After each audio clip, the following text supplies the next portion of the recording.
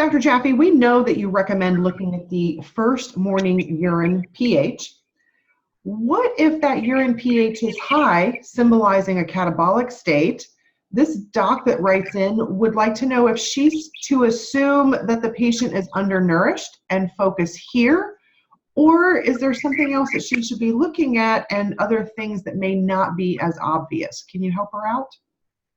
The question of urine pH above 7.5 on a consistent basis is an important one. It does reflect catabolic illness, and that means, in essence, that protein is being broken down to the amino acids. The ammonia is being taken off the amino acid and put out in the urine, stool, and sweat. And the keto acid is then a backup source of energy for the cell. Now, Dr. Joseph Fisher, Josef, Dr. Joseph Fisher, a surgeon, published an article about catabolic illness in about 1978 or so in the New England Journal of Medicine, where he pointed out that many colleagues, from surgeons to medical professionals, overlook the fact that certain kinds of stress, certain kinds of toxin exposure, certain kinds of interventions, like surgery, can leave a person in a state where they are, in essence, tearing down their protein, tearing down their muscle, because it's a backup source of energy, and their cells are, in essence, energetically starved.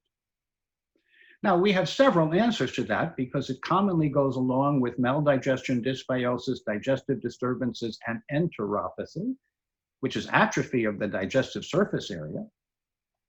And so we recommend testing and eating the foods that you can digest, assimilate, and eliminate without immune burden, while enriching the good stuff, the essential nutrients that the body can't make that it has to take in, to help displace any toxins, from toxic metals to other kinds of toxins, that have found their way in to the person. So sarcopenia, which is the consequence of enteropathy and catabolic illness, is surprisingly common. And yes, we want you to be physically active and stretch. And yes, we want you to do abdominal breathing. And yes, we want you to have a mindfulness practice that might be a salt and soda bath, baking soda and Epsom salts, and maybe an aromatic like lavender or eucalyptus, a drop or two on the surface of the water. And if you have dry skin, you can use a teaspoon of sesame oil as an emollient to keep your skin radiant and smooth. Because you want your skin to be continuous, and your skin is not just a wrapper, it's actually the largest organ of your body, and it is a backup organ of excretion. So when your kidneys and liver cannot keep up with what needs to be removed, the skin can be used. So very important question. The people who are in catabolic states, by history, you can either rule in or rule out most of the causes.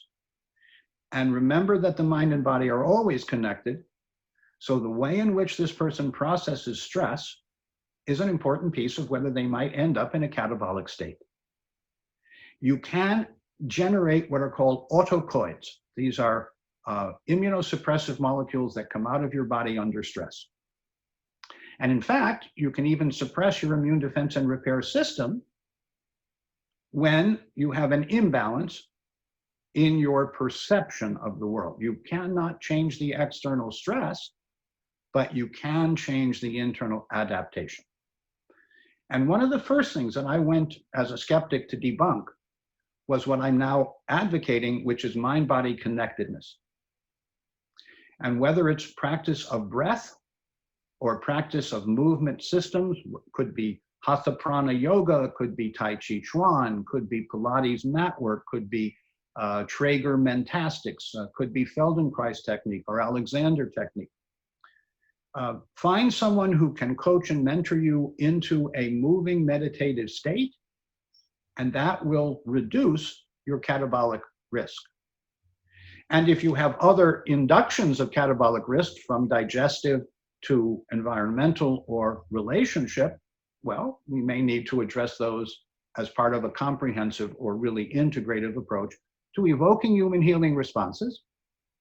by getting the good stuff in sufficient amounts and the bad stuff chaperoned out safely. So correcting catabolic illness is definitely possible.